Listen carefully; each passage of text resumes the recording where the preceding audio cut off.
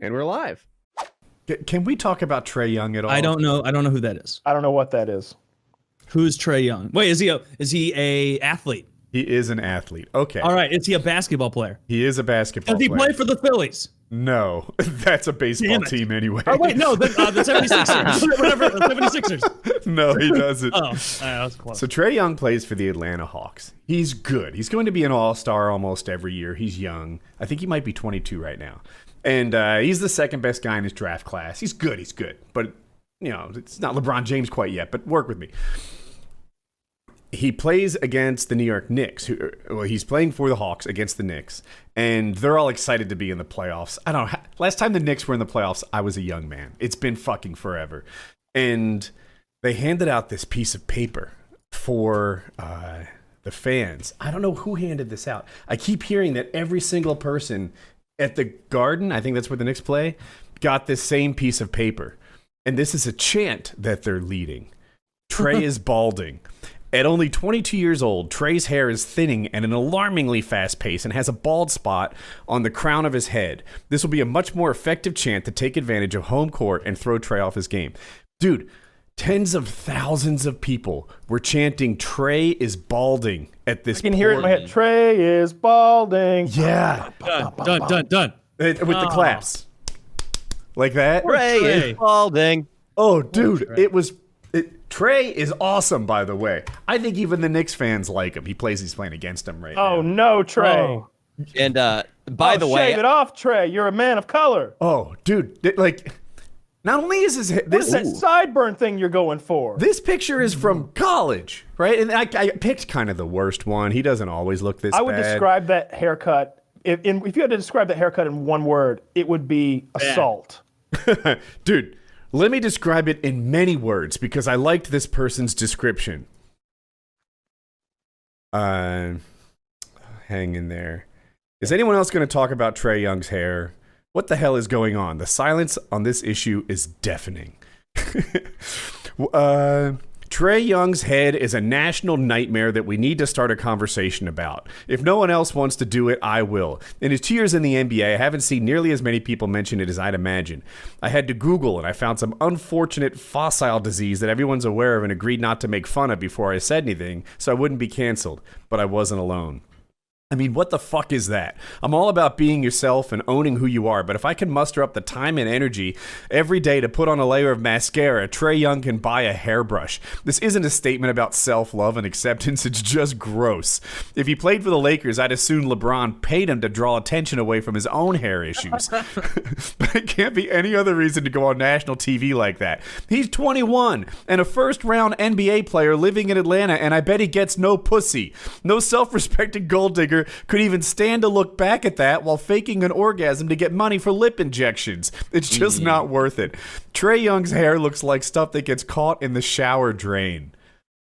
They are ripping on this man's hair. You know what's funny? Dude, I agree with every word of that. I agree with every word of that. It's like I wrote it.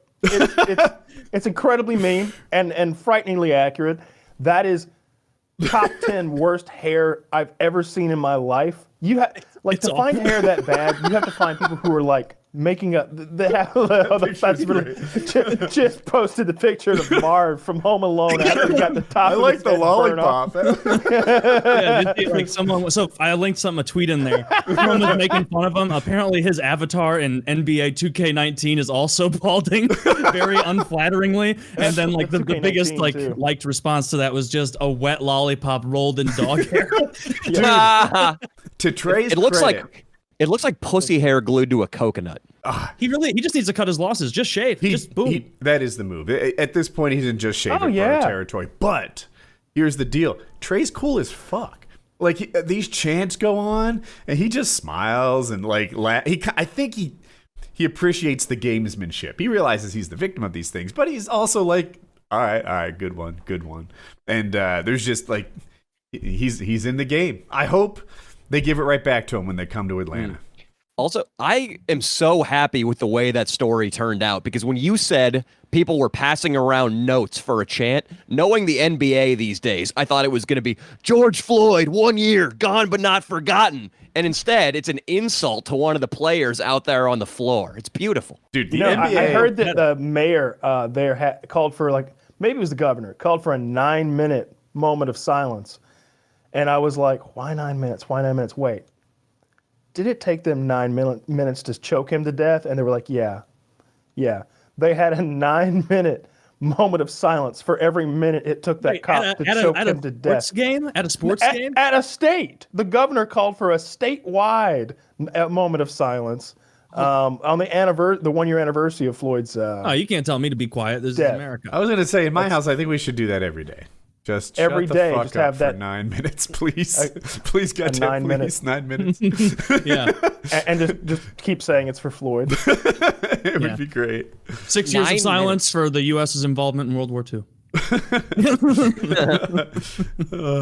9 minutes is comedically long. There's an old Ollie G show episode where in the Borat character, he goes into a courtroom or some assembly, and he asks for 10 minutes of silence in honor of the Tishnik massacre.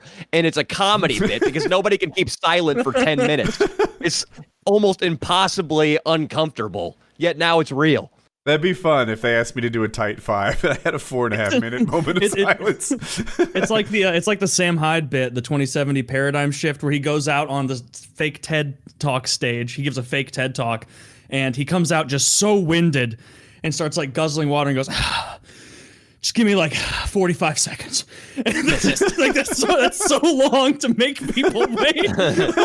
just give me like 45 seconds. It's so fun. Yeah, that's great. Hopefully people will take lessons to this and spread out even more creative insults to all sorts of teams. Don't just pick on TRAE, pick on everyone. That's some good old-fashioned mean shit. I like it. Yeah. I like that we haven't gotten past good old... Sports is where you can still have, usually where you can still have that mean-spirited kind of shit and get 30,000 people on their feet going right after it. No, I guarantee nobody was in the stands like, no Philly fan was like, oh, come on, guys. No. Maybe it's alopecia. Not nearly as fun, but Russell Westbrook got injured.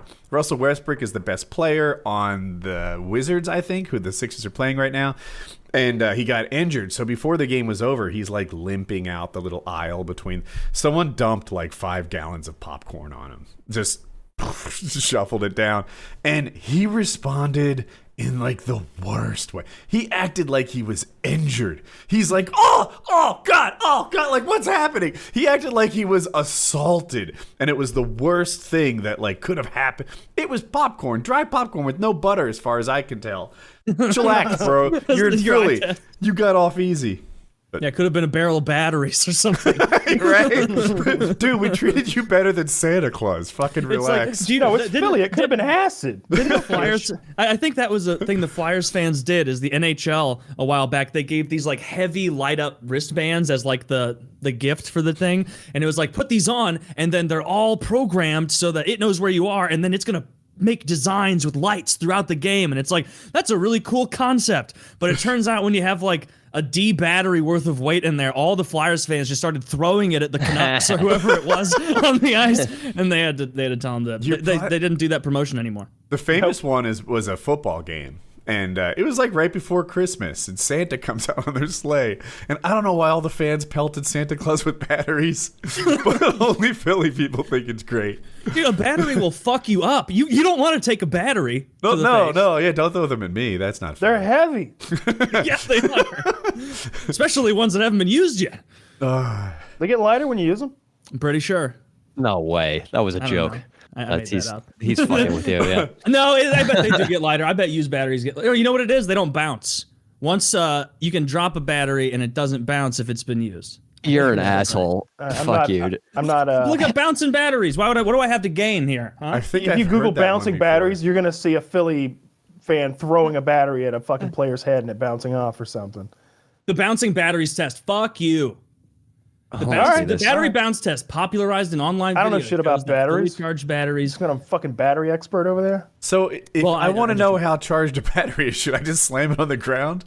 Is that your suggestion? Maybe a lipo?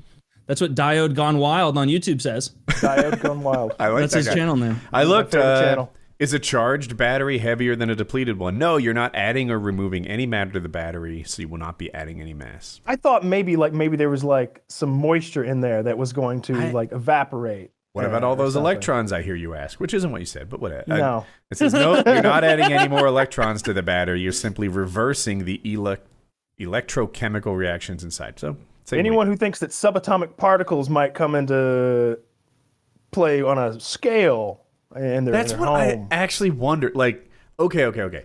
Let's agree that I can't hold a charge and empty in my hands and tell the difference. But what if I had a more accurate measuring device? Is it possible?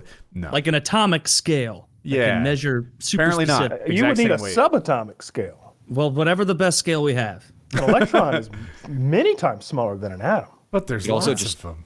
You could just touch it to a kid with braces' face and see if it sparks.